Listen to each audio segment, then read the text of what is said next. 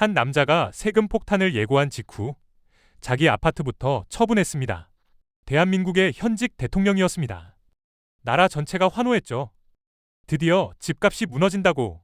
그런데 집값이 5억 떨어지는 날, 전세로 버티던 당신의 월세는 오히려 2배로 뛸 수 있습니다. 2026년 봄 현재 서울 아파트 10채 중 5채 이상이 이미 월세 계약으로 돌아섰습니다. 전세 시대의 종말이 시작된 겁니다. 그런데 매달 허리를 조이는 보유세보다 한 차원 더 무서운 세금 폭탄이 이미 째깍거리고 있었습니다. 부자만의 문제가 아닙니다. 아파트 한 채 물려주려는 평범한 부모까지 겨냥하는 시한폭탄. 그 정체와 도미노의 구조를 함께 알아보도록 하겠습니다. 2026년 2월 27일 이재명 대통령이 분당 순회동의 아파트를 시세보다 수억 원 낮은 29억에 매물로 내놓았습니다. 1998년 3억 6천만 원에 사들인 집이니 25 넘는 시세 차익이 쌓인 셈이죠.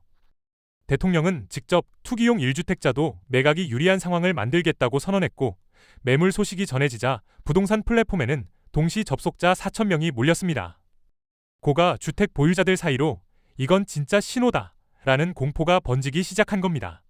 무주택 세입자들은 환호했습니다. 드디어 강남과 분당의 집값이 무너지는 건 아닐까.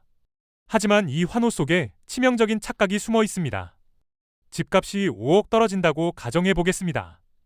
시세 30억짜리 아파트가 25억이 됐습니다. 그런데 이 집의 세금은 어떻게 될까요?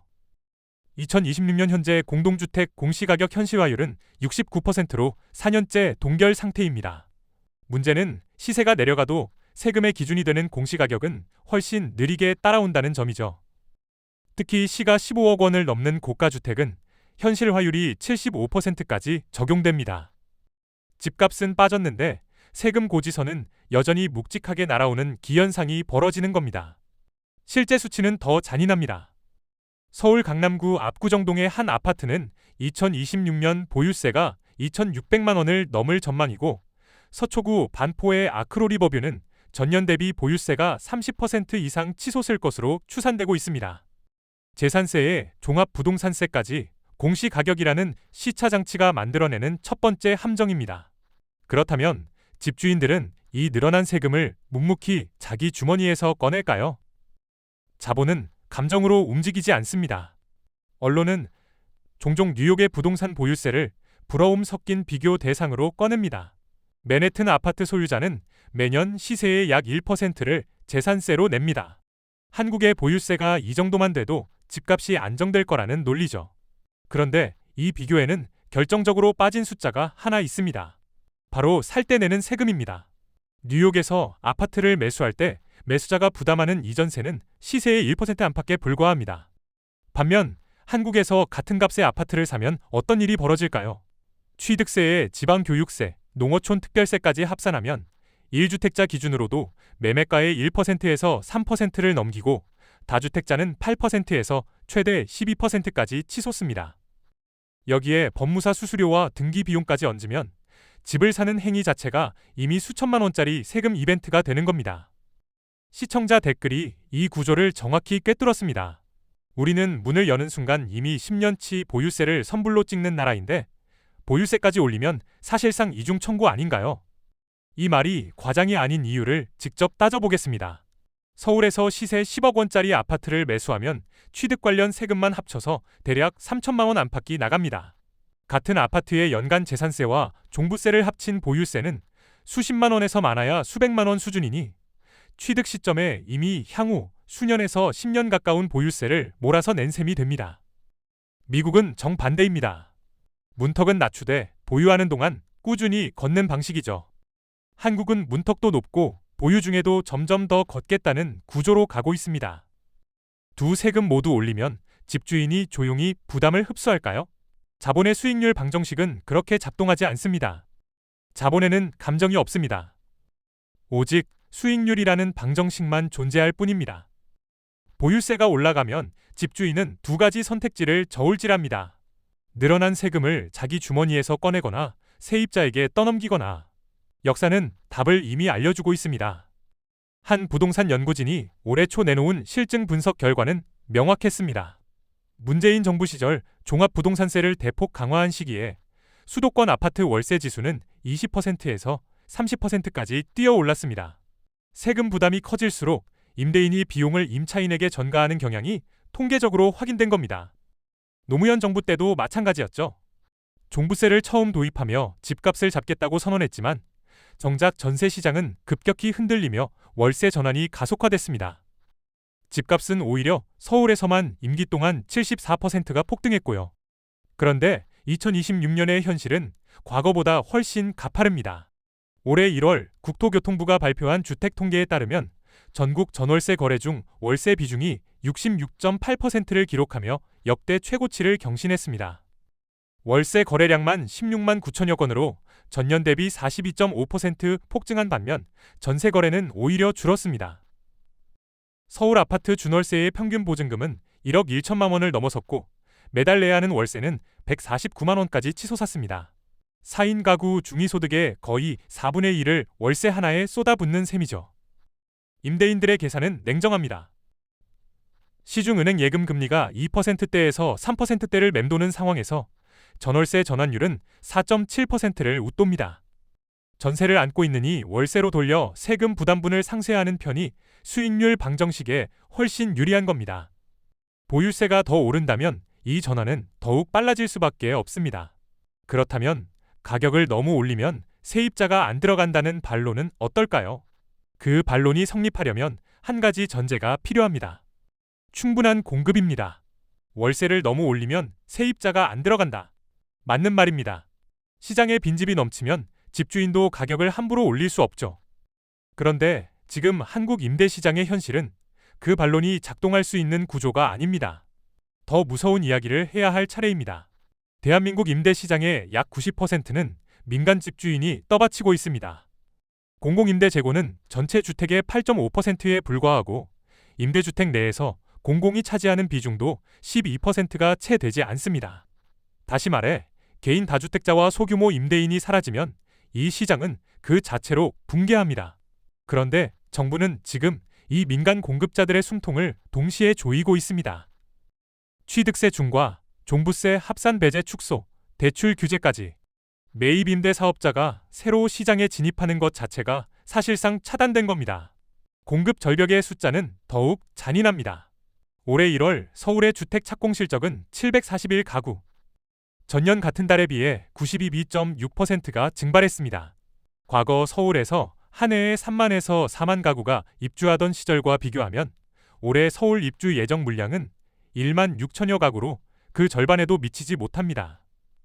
전국 미분양은 6만 6천 가구를 넘어섰고 건설사들은 PF 부도 공포에 짓눌려 신규 분양 자체를 꺼리고 있습니다. 집을 사려는 사람에게는 세금 폭탄을, 집을 짓는 사람에게는 자금 경색을 동시에 들이미는 꼴입니다. 결과는 명확합니다. 세금에 지친 기존 집주인은 매물을 거두고 월세로 전환하며 새로운 집주인은 시장에 들어오지 않고 건설사는 짓지 않습니다. 공급은 말라가는데 임대 수요는 줄지 않으니 세입자의 선택지는 두 가지뿐입니다. 폭등한 월세를 감당하거나 수도권 외곽으로 밀려나는 것.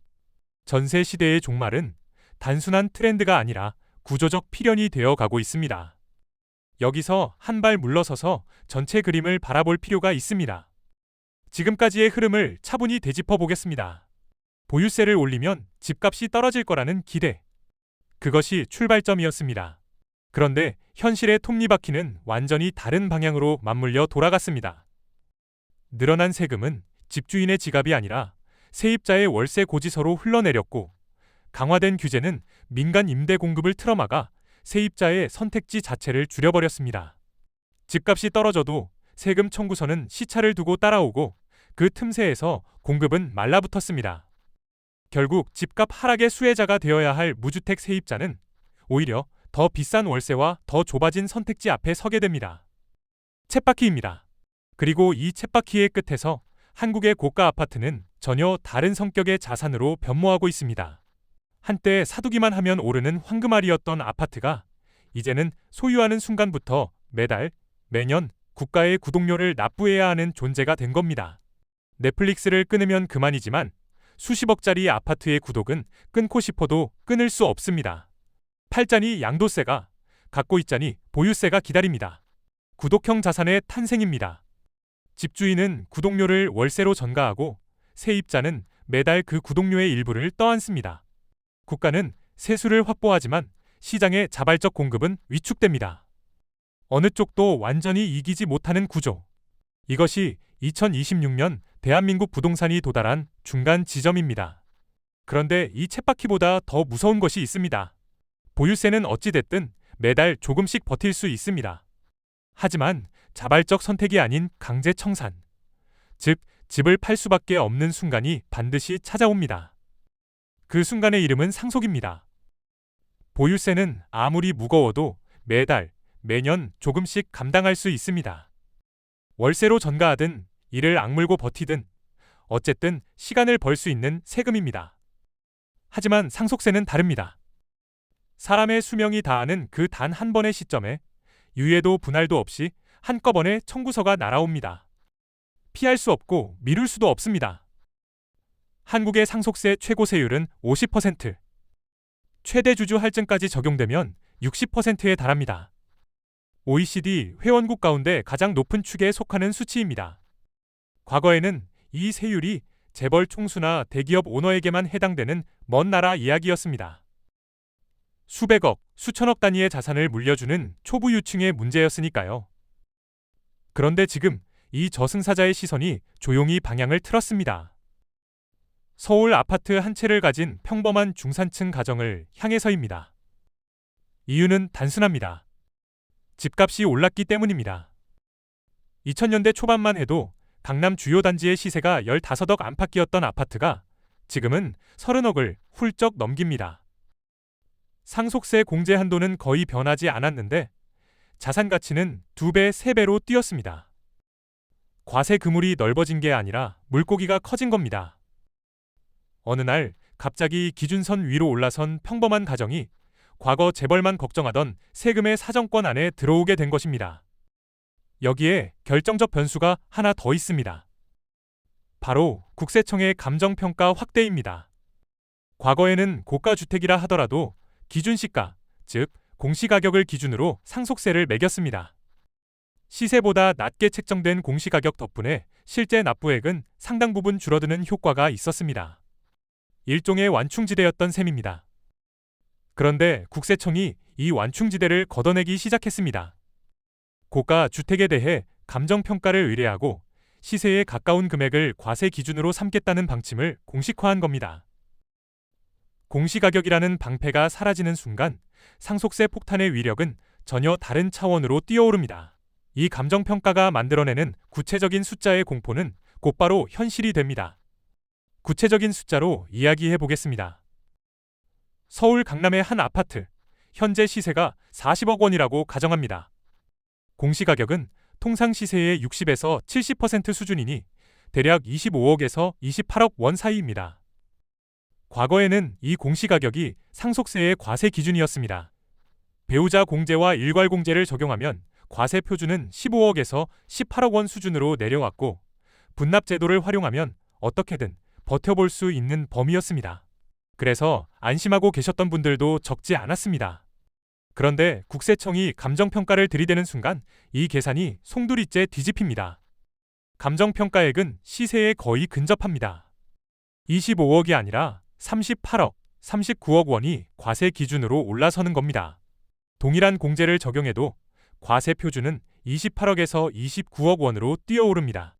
여기에 30억 초과분에 적용되는 최고세율 50%가 물리면 산출세액은 10억 원을 가볍게 넘어갑니다. 공시가격 기준이었을 때보다 납부해야 할 세금이 2배 가까이 벌어지는 셈입니다. 같은 아파트, 같은 면적, 같은 위치인데 과세의 잣대 하나가 바뀌었을 뿐입니다. 기준시가로 안심하던 가정에게는 말 그대로 청천벽력입니다. 그리고 이 감정평가 대상 기준은 계속 낮아지고 있습니다. 과거 재벌만 걸리던 그물코가 점점 촘촘해지고 있는 겁니다. 문제의 핵심은 현금입니다. 부모님 세대 대부분은 평생을 벌어 아파트 한 채를 장만한 분들입니다. 자산의 80% 이상이 그 한 채에 묶여 있고 통장에 10억 원 넘는 현금을 쥐고 있는 가정은 10집에 한두 집도 되지 않습니다. 연부연납이라는 분할 납부 제도가 있긴 하지만 이자까지 포함하면 매달 수천만 원씩 수년간 꼬박꼬박 갚아 나가야 합니다. 은퇴한 부모의 국민연금으로 감당할 수 있는 금액이 아닙니다. 자녀 둘이 나누어 부담한다 해도 각자 5억 원 이상을 어딘가에서 마련해야 합니다. 결국 남은 선택지는 단 하나. 부모님이 평생 지켜온 그 아파트를 시장에 내놓는 것입니다. 그것도 납부 기한에 쫓기니 시세보다 크게 낮춘 금매로 던질 수밖에 없습니다. 한 가구의 금매는 시장의 소음에 불과합니다.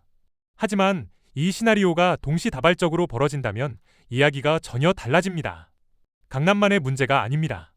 마포, 용산, 성동까지 시세 20억을 넘기는 단지가 서울 곳곳에 퍼져 있고 과세 사정권에 들어오는 가구 수는 해마다 늘고 있습니다. 결정적으로 한국은 지금 초고령 사회의 문턱을 넘는 중입니다. 1955년에서 1963년 사이 태어난 베이비붐 세대의 약 700만 명이 70대에 본격 진입하기 시작했습니다. 이 세대가 움켜쥔 부동산 자산은 수백조 원 규모입니다. 앞으로 한 세대 남짓한 시간 안에 현금 없는 상속인들의 금매 물량이 시장으로 쏟아질 수밖에 없는 구조입니다. 보유세의 쳇바퀴는 느리게 돌지만 상속세가 촉발하는 금매의 도미노는 한순간에 무너집니다. 이쯤에서 처음의 질문으로 돌아가 보겠습니다. 집값이 떨어지면 서민의 삶은 나아지는가? 우리는 지금까지 그 질문의 답을 하나씩 뒤집어 왔습니다. 그리고 끝에 도달한 지금 한 가지 불편한 진실과 마주해야 합니다. 부자들에게 세금을 더 거두라는 요구. 그 자체는 자연스러운 감정이었습니다. 그런데 그 정책이 현실에서 작동하는 경로를 따라가 보면 부메랑의 궤적이 보입니다. 보유세가 오르자 집주인은 월세를 올렸고 그 월세를 감당하는 건 서민 세입자였습니다. 공급이 줄자 선택지가 사라졌고 세입자는 더 먼 곳으로, 더 좁은 곳으로 밀려났습니다. 그리고 상속세 강화는 평생 집 한 채 지켜온 평범한 부모 세대의 자산을 강제로 시장에 쏟아내게 만듭니다. 부자 증세를 외칠 때 상상했던 결말과는 전혀 다른 풍경입니다. 세금의 화살은 분명 부자를 겨냥했지만 관통당한 건 그 아래에 서 있던 사람들이었습니다. 이제 패러다임 자체가 바뀌었음을 인정해야 합니다. 대한민국에서 아파트는 더 이상 쥐고만 있으면 오르는 황금알이 아닙니다. 보유세라는 구독료를 매년 납부해야 하고 전세의 안전망은 월세로 대체되고 있으며 생애 마지막에는 상속세라는 최종 청구서가 기다리고 있습니다. 사는 순간 취득세, 갖고 있으면 보유세, 팔면 양도세, 물려주면 상속세. 콘크리트 한 덩어리에 네 겹의 과세가 겹겹이 쌓인 구조입니다. 아파트는 자산이 아니라 거대한 소비재가 되었습니다. 그렇다면 이 쳇바퀴 속에서 우리는 무엇을 지켜야 할까요? 무리한 영끌로 수십 년간의 소득을 콘크리트에 묶어두는 전략은 이제 과거의 공식입니다. 다가오는 거대한 월세 시대, 세금이 자산을 갉아먹는 시대에 가장 먼저 지켜야 할 것은 매달의 현금 흐름입니다. 자산의 크기가 아니라 흐름의 안정성이 생존을 가릅니다. 집값이 반토막 나더라도 당장 내야 할 월세가 2배로 오른다면 그것은 과연 서민을 위한 시장일까요?